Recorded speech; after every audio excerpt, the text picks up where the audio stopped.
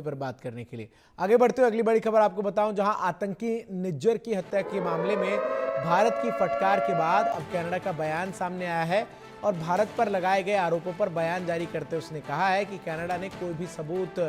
होने से इनकार किया है। पीएम मोदी पर आरोपों का कोई सबूत नहीं है, किसी भी आपराधिक गतिविधि से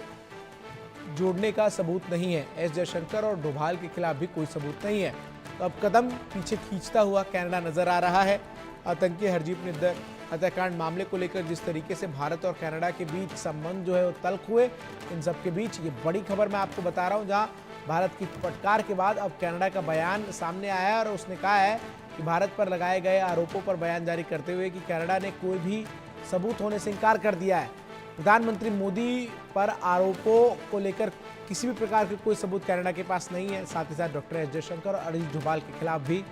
कोई सबूत नहीं है। भारत के राष्ट्रीय सुरक्षा सलाहकार, आपको बता दें कि बीते दिनों ऐसी रिपोर्ट सामने आई थी कि कनाडा जो है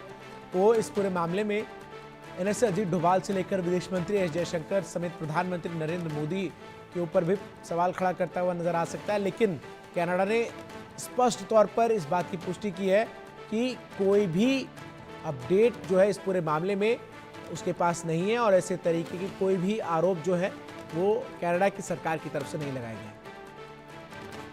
अजय जांडियाल अधिक अपडेट्स के साथ हमारे साथ इस खबर पर जुड़ रहे हैं। अजय जांडियाल, कनाडा अब इस बात को भली भांति समझ चुका है कि भारत से पंगा लेकर वो ज्यादा जो है वो टिक नहीं पाएगा और इसीलिए उसने सिरे से खारिज कर दिया कि हमारी तरफ से भारत के प्रधानमंत्री, भारत के विदेश मंत्री और भारत के राष्ट्रीय सुरक्षा सलाहकार पर कोई आरोप जो है वो नहीं लगाए गए और उनके खिलाफ कोई सबूत भी नहीं है।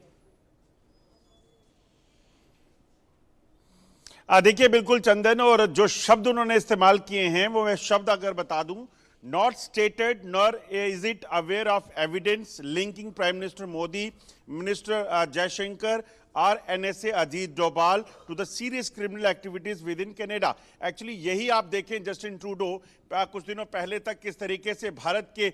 तमाम बड़े नेताओं पर जो है वो एलिगेशंस लगा रहे थे, मगर अब उनको समझ आ गया है, जब G20 में उन्होंने देखा होगा भारत का दबदबा कैसा है, जहां दुनिया आज भारत का लोहा मान रही है और इस चीज को लेकर कि आज अगर इजराइल और हमास के बीच, रशिया और यूक्रेन के बीच जो युद्ध चल रहा है उस पर कहीं कोई काबू पा सकता है या उसमें कोई मध्यस्थता कर सकता है तो भारत हो सकता है, नरेंद्र मोदी हो सकते हैं। ऐसे में जस्टिन ट्रूडो कनाडा में कुछ उन लोगों को, खालिस्तानियों को खुश करने के लिए इस तरह के बयान देना शुरू हो गए अपनी राजनीति चमकाने के लिए, और अब शायद उन्हें समझ आ गया कि भारत का कद उनसे कहीं ऊपर है और भारत पर या प्राइम मिनिस्टर मोदी पर, एस जयशंकर पर, अजीत डोभाल पर सीधे वार करना जो है उन्हें महंगा पड़ सकता है। और शायद इसी वजह से आप यू टर्न ले रहे हैं। और आपको बता दूं कि भारत कई बार उनको कह चुका है कि आप एविडेंस दीजिए, आप जिस चीज को लेकर एलिगेशन लगा रहे हैं, भारत के जो वहां पर लोग हैं उनको रिस्पॉन्सिबल मान रहे हैं इस चीज के लिए, उनको लेकर तमाम आपके पास जो सबूत है आप साझा कीजिए ताकि हम भी तो देखें कि आखिर हुआ क्या है। कनाडा ने ऐसा कुछ नहीं किया और लगातार बयानबाजियां जो हैं जस्टिन ट्रूडो जो है वो खुद प्रेस कॉन्फ्रेंसेस करके जो है वो देते रहे। बिल्कुल, और कहीं ना कहीं जस्टिन ट्रूडो इस बात को भली भांति समझ चुके हैं। आपने जिक्र तो कर ही दिया G20 का, इसके अलावा भी जिस तरीके से तमाम आरोप लगाए गए कनाडा की तरफ से और फिर कनाडा की जगहसाई हुई क्योंकि तमाम आरोप निराधार थे, कोई ठोस साक्ष्य सबूत कनाडा की सरकार भारतीय जांच एजेंसियों को देने में नाकाम रही और इसीलिए जस्टिन ट्रूडो जो है अब इस बात को लेकर स्पष्टीकरण देते हुए फिर रहे हैं। अजय जांडियाल,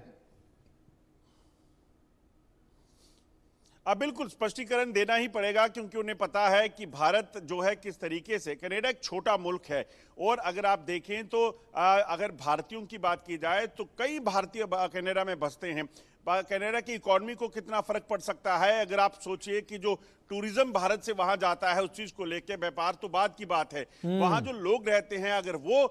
भारत के पक्ष में जब आवाज उठाना शुरू कर दे वहां क्या हालात हो सकते हैं। और वो सिर्फ चंद लोगों को खुश करने के लिए इस तरह की बयानबाजियां देने लगी और वो भी उस चीज को लेकर, वो एक आतंकी है, वो वांटेड है भारत में अगर बात की जाए तो उसको लेकर जो है इस तरह की बयानबाजियां। और जस्टिन ट्रूडो इस हद तक आ गए कि खुद आकर लगातार पत्रकार लगातार वार्ता करने लगी और लगातार जो है वो बिल्कुल, लेकिन कहीं ना कहीं अब ट्रूडो बैकफुट पर है और यही अपने आप में इस बात को दर्शाता है कि स्पष्टीकरण जो है वो देती हुई ट्रूडो की सरकार नजर आ रही है। बहुत बहुत शुक्रिया अजय जांडियाल आपका हमारे साथ जुड़कर तमाम जानकारी, तमाम अपडेट्स दर्शकों तक पहुंचाने के लिए।